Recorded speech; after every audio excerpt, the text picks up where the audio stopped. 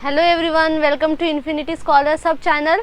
तो आज हम क्लास 11th का एक इफेक्ट पढ़ने जा रहे हैं।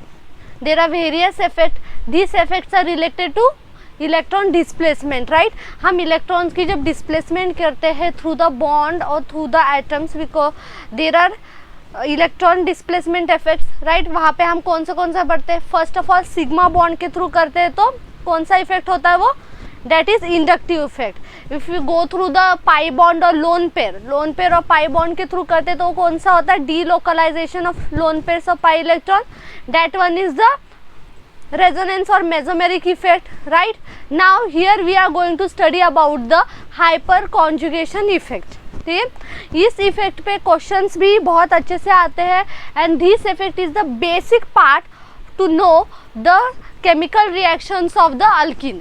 अगर आपको अल्कीन की केमिकल रिएक्शंस का बेसिक पार्ट सीखना है तो ये वाले रिएक्शंस है, ठीक है। क्योंकि जब when we are going through the hydrocarbon chapter, वहाँ पे जो अल्कीन्स का पार्ट आता है वहाँ पे हमें मेजर प्रोडक्ट फाइंड करना होता है, माइनर प्रोडक्ट फाइंड करना होता है, then we have to find the various carbocation stability. Here I am going to teach you the hyperconjugation effect first of all, then its application. First is the stability of alkene, how we will find the which is more stable, then stability of carbocation, then stability of the free radicals. okay, उसके basis पे हम कुछ questions करेंगे और आपको अगर कोई doubt भी आता है तो प्लीज़ आप कमेंट में पोस्ट कर दीजिए, ठीक है। First, what do you mean by hyperconjugation effect? Okay, inductive effect में हम सिग्मा बॉन्ड के थ्रू क्या करते थे? इलेक्ट्रॉन का डिस्प्लेसमेंट करते थे।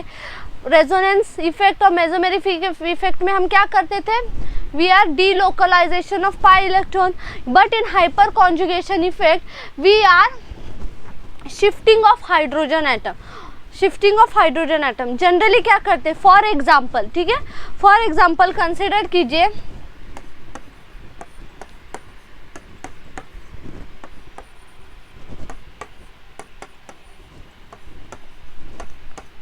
ठीक है, इस तरह से कार्बोकेटोन प्रेजेंट है। Then what happen to stabilize this carbocation? Stabilize this carbocation, इसको कंसिडर कर लेते CH3 प्रेजेंट है, ठीक है। To stabilize this carbocation we are shifting the hydrogen atom. Generally इस पॉजिटिव चार्ज की जगह पे क्या प्रेजेंट होता है? एम्प्टी p ऑर्बिटल प्रेजेंट होता है। Then this hydrogen is shifted here, then what happens? The electrons present in the bond are carried to this p orbital. So what happens? तो उसके हाइपर जो कॉन्जुगेटिंग स्टेट कौन सी बनती है? CH3 CH, क्योंकि एक हाइड्रोजन मूव हो चुका है पॉजिटिव, देन CH3, राइट। इस तरह से फॉर्म हुआ। मतलब पहले तो वो कौन सा था? प्राइमरी था, अभी वो सेकेंडरी हो गया। Then how many times we are going to shift? That much of hydrogens are present adjacent to it, but the adjacent carbon should be sp3 carbon. यहाँ पे मेन कंडीशन क्या होती है कि एडजेसेंट जो कार्बन होगा, एडजेसेंट जो carbon होगा वो sp3 ही होना चाहिए, right. Then how many times we can shift that the hydrogens are present. तो इसके लिए मेन हमें क्या सीखना है? वो स्टेबल कितनी बार कर सकते हैं हम कार्बोकैटायन को? जितनी बार हाइड्रोजन प्रेजेंट है। So here we are going to count the hydrogen of alpha carbon, और उनको क्या कहा जाता है? अल्फा हाइड्रोजन्स कहा जाता है, ठीक है। तो आपकी stability is directly proportional to alpha hydrogen. Alpha hydrogen पे डायरेक्टली प्रोपोर्शनल हो गया आपकी स्टेबिलिटी, राइट। तो फर्स्ट ऑफ ऑल हम डेफिनेशन देख लेते हैं। When a sigma CH bond of sp hybridized carbon is in conjugation with pi bond और you can say p orbital, half filled p orbital और vacant p orbital, bond pair electrons of sigma CH, मतलब इस bond pair electrons of sigma CH overlap with the adjacent p orbital, उनका overlap हो जाता है, जिसके वजह से वो जो स्पीशीज है जो फॉर्म हुई है वो क्या हो जाती है? स्टेबल हो जाती है, ठीक है। तो इस तरह से हमें स्टेबिलिटी देखनी है। देखिए इधर कार्बोकेटोन का फॉर्मेशन और ये जो ऑर्बिटल है इसे प्रोवाइड कर रहा है। मेन कंडीशन क्या है कि sp3 हाइब्रिडाइज कार्बन हाइड्रोजन या फिर कार्बन ड्यूटेरियम बॉन्ड प्रेजेंट होना चाहिए, ठीक है। तो फर्स्ट एप्लीकेशन है एल्कीन्स के ऊपर। तो एल्कीन्स में हम स्टेबिलिटी कैसे फाइंड करेंगे, फर्स्ट ऑफ ऑल ये एल्कीन है, you just have to find the alpha hydrogens of alpha carbon, और वो अल्फा कार्बन कैसा होना चाहिए, sp3 हाइब्रिडाइज होना चाहिए। इस एल्कीन के अराउंड एक ही अल्फा कार्बन है और कितने हैं हाइड्रोजन, 3 अल्फा हाइड्रोजन। इस के अराउंड 2 अल्फा हाइड्रोजन, राइट, कितने हैं, 2 अल्फा हाइड्रोजन। इसके around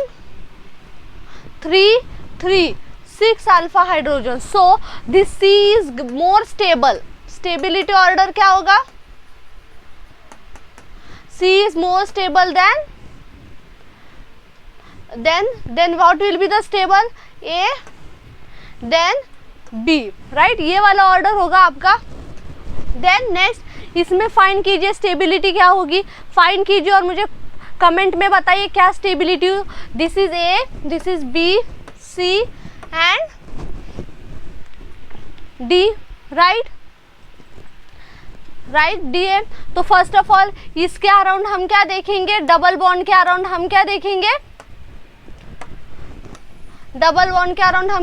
alpha carbon. Only 1 alpha carbon is present and how many, 3 alpha hydrogen. इस डबल बॉन्ड के अराउंड कितने है, एक ही अल्फा कार्बन है और उसके पास 2 अल्फा हाइड्रोजन है। इस डबल बॉन्ड के अराउंड एक ही कार्बन है और 1 alpha hydrogen and here are 0 alpha hydrogen. So which will be more stable, A is more stable than B, then C, then D, right? Now solve this question. Among the following alkenes, the order of decreasing stability is, first of all find the alpha hydrogen, कितने हैं, 1 butene. What will be the structure of 1 butene? Butene है मतलब सबसे पहले 4 carbon लगाइए, 1 लिखा है तो मतलब डबल बॉन्ड कहाँ पे प्रेजेंट है, फर्स्ट पोजीशन प्रेजेंट है। फिर हाइड्रोजन को वैलेंसी सेटिस्फाई करने के लिए फिल कर दीजिए। तो फर्स्ट इज 2,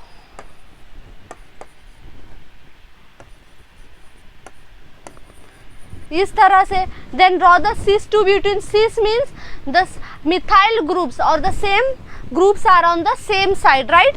तो cis 2 butene,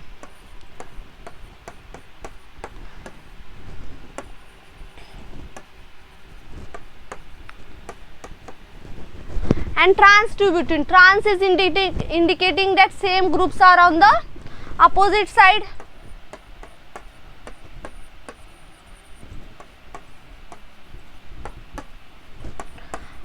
ब्यूटीन है इसलिए 4 carbons and we are satisfying the valency, right. इस तरह से काउंट कीजिए कितने अल्फा हाइड्रोजन है, इसके अराउंड ये ग्रुप है, फिर अल्फा कार्बन ये रहा, मतलब 2 alpha hydrogen.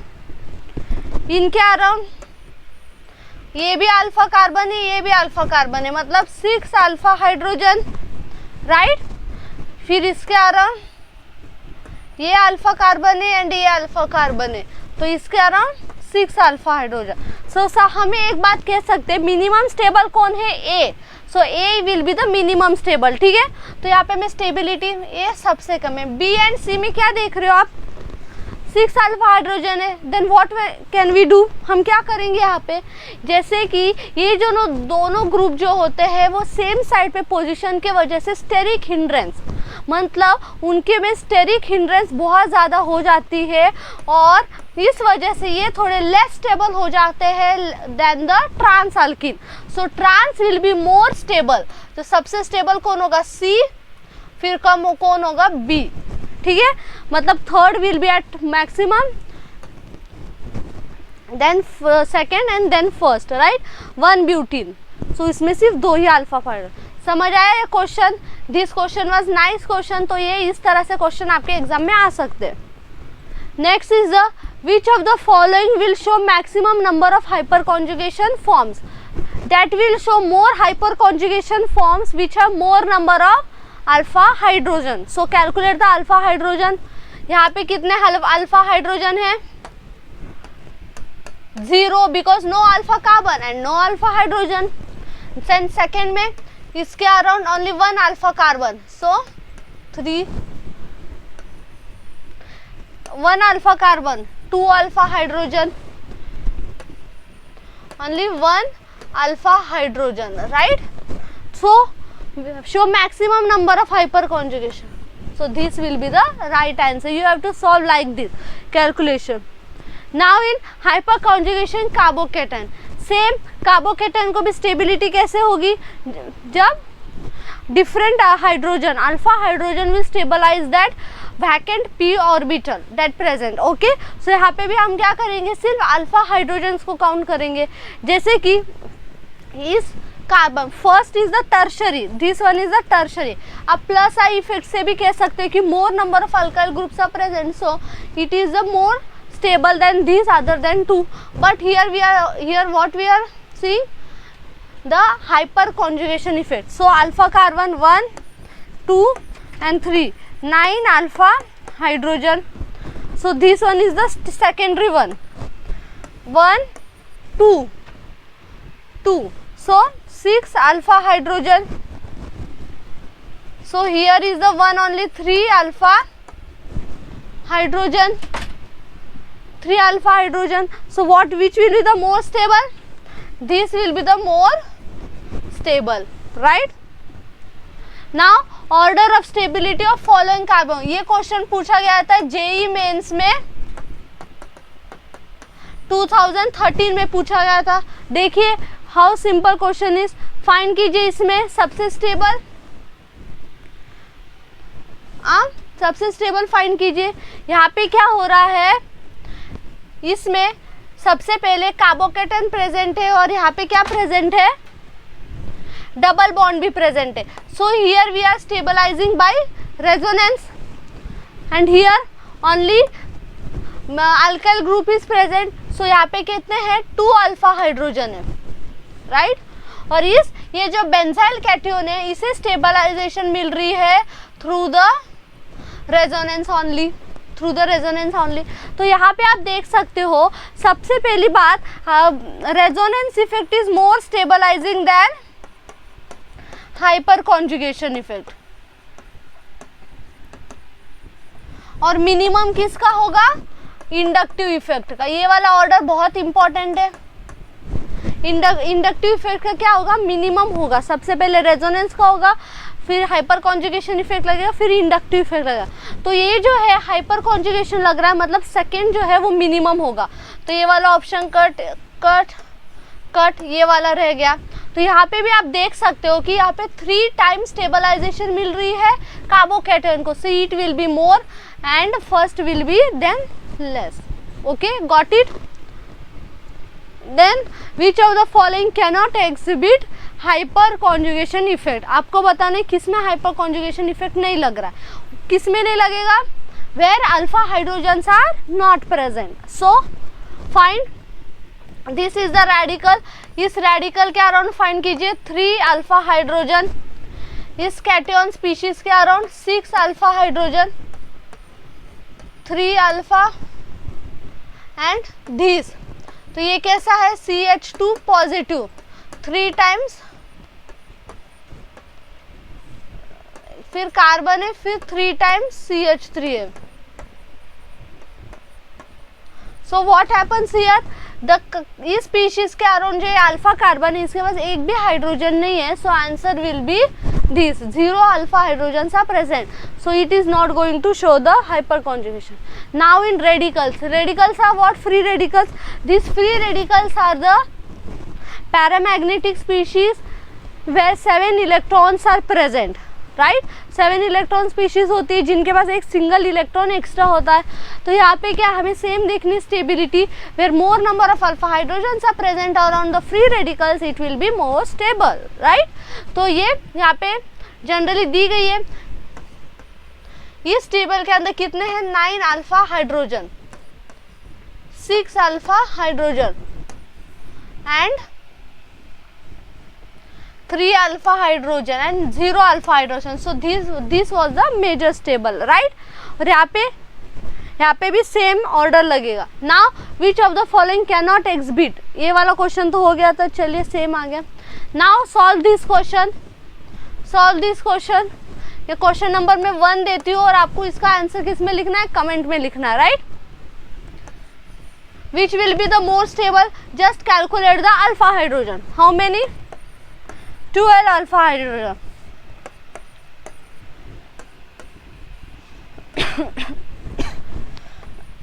Nine alpha hydrogen, and here will be 6 alpha hydrogen. So which will be the major, or you can say that more stable? This will be the where the more alpha hydrogens are present. Now arrange in the stability order. अब इसको solve करके बताइए कैसे होगा, कौन ज़्यादा stable होगा आपको बताना है. सबसे पहले तो आप अल्फा हाइड्रोजन को कैलकुलेट कीजिए. इस डबल बॉन्ड के अराउंड ये 2 अल्फा हाइड्रोजन है. हाइड्रोजन दिख नहीं रहे हैं तो वो है नहीं, ऐसा नहीं कंसिडर करना है. कार्बन की वैलेंसी को काउंट करना है. तो यहाँ पे 2 अल्फा हाइड्रोजन है.